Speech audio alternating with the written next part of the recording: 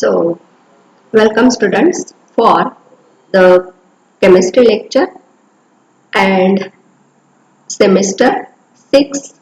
Here I am concerned with the physical chemistry paper number 15. At first,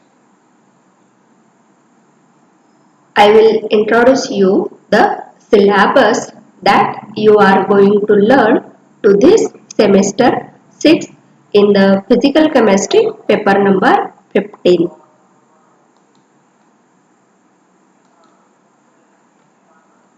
This CBCS course DSE F7 paper number 15 BSc 3 semester 6, and for your syllabus there are only 5 chapters.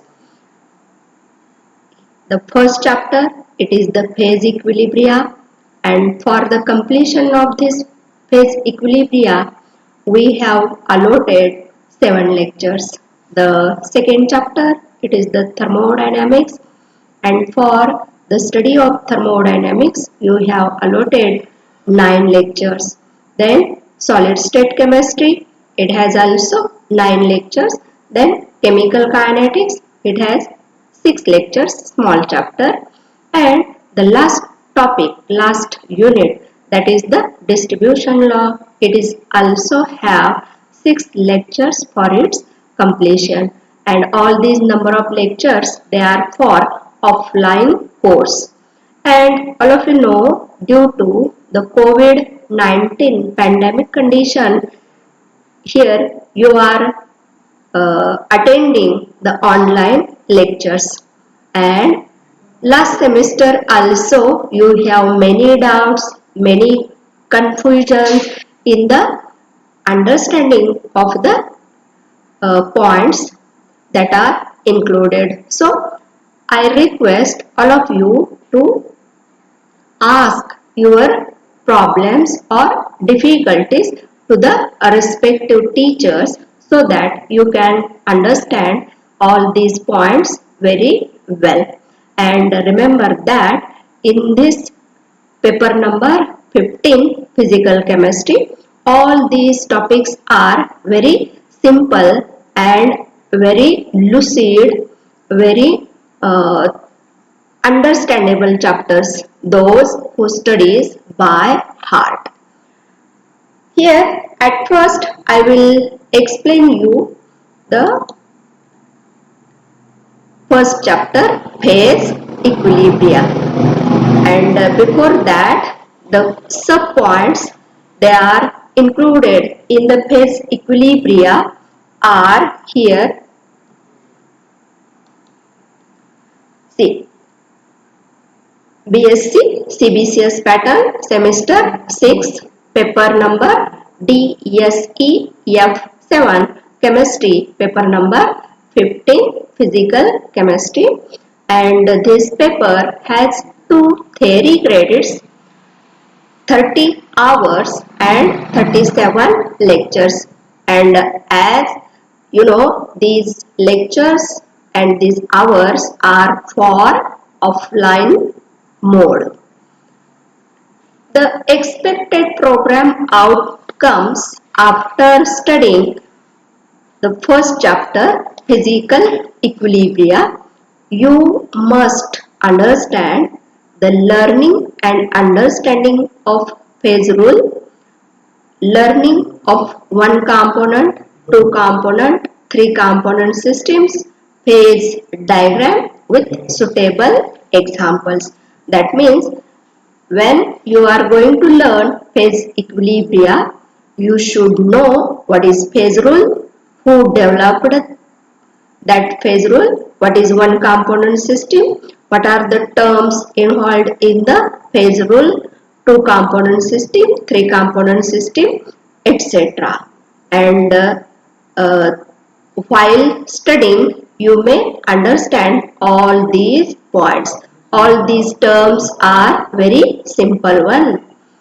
Then the next chapter, that is the thermodynamics, and In this thermodynamics, already you have studied the first law of thermodynamics, second law of thermodynamics, third law of thermodynamics, and all of you know these laws are based on human observations, and these laws are proved with the help of mathematical equations.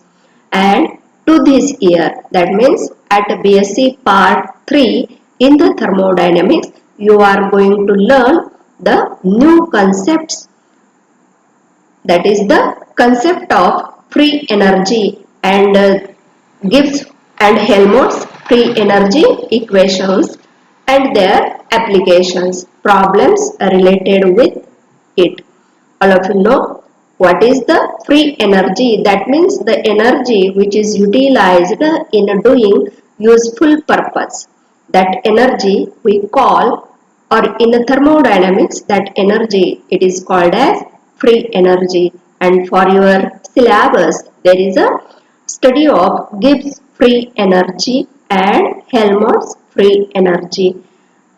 At the time of study or learning of this chapter, you can understand all these terms. Then the next chapter or unit, that is the solid state chemistry, and the learning outcomes after studying the solid state chemistry, that is the what is space lattice, what is lattice sites, lattice planes, what is unit cell, laws of crystallography, West indices, Miller indices, cubic lattices, then types of cubic lattice, planes or faces of a simple cube system, diffraction of X-ray, derivation of Bragg's equation, determination of crystal structure by Bragg's method, and in detail you have to study the crystal structure of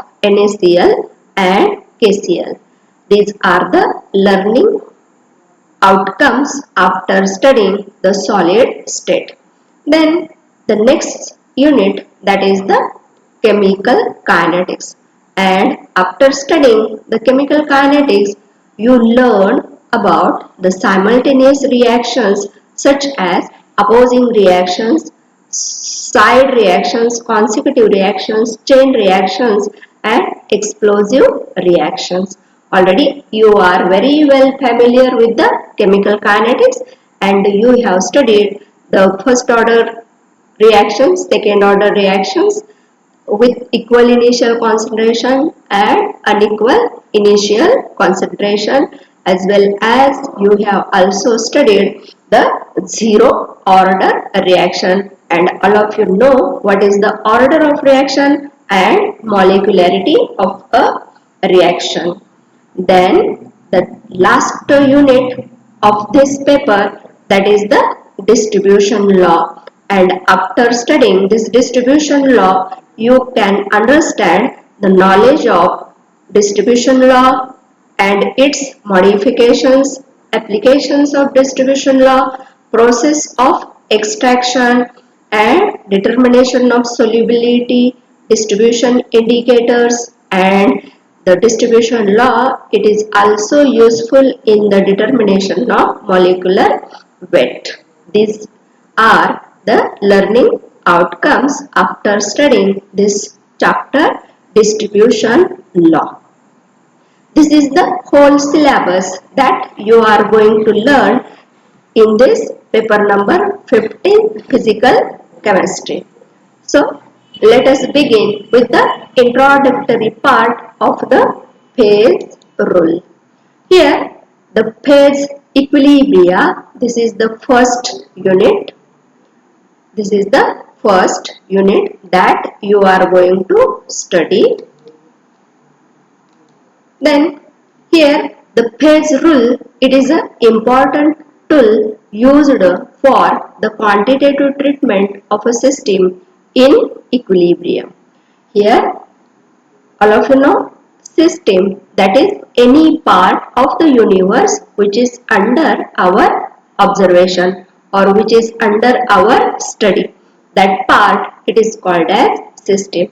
And phase rule, it is an important tool used for the quantitative treatment of systems in equilibrium.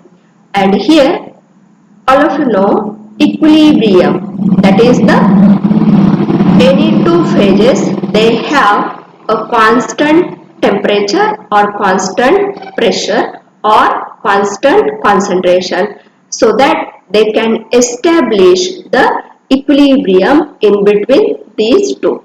Again, all of you know the state of equilibrium, it is nothing but the rate of forward reaction, it is exactly equal to the rate of backward reaction, and we seems that the reaction is stopped, but the reaction is not stopped, it takes place steadily, and such a state we can say that there is a equilibrium. It then the phase rule, it enables us to predict the conditions that must be specified for a system to exhibit in equilibrium. Again, a heterogeneous system, that means when there are two or more phases in equilibrium, such system is called as heterogeneous system. The definition of heterogeneous system here, two or more different phases are in equilibrium to form a heterogeneous system. Such a systems are studied with phase rule. Understand? Heterogeneous systems, that means more than two or three, four phases in equilibrium, they are well studied with the help of phase rule. And the scientist James Willard Gibbs enunciated the phase rule in 1876 on the basis of thermodynamic principles. Then this rule predicts quantitatively the effect of temperature, pressure, concentration on the heterogeneous equilibrium. Time being, simply remember that we can study the effect of temperature, pressure, concentration on the heterogeneous systems with the help of phase rule. Then what is the phase rule? Which are the terms? It is explained in the next lecture. So thank you.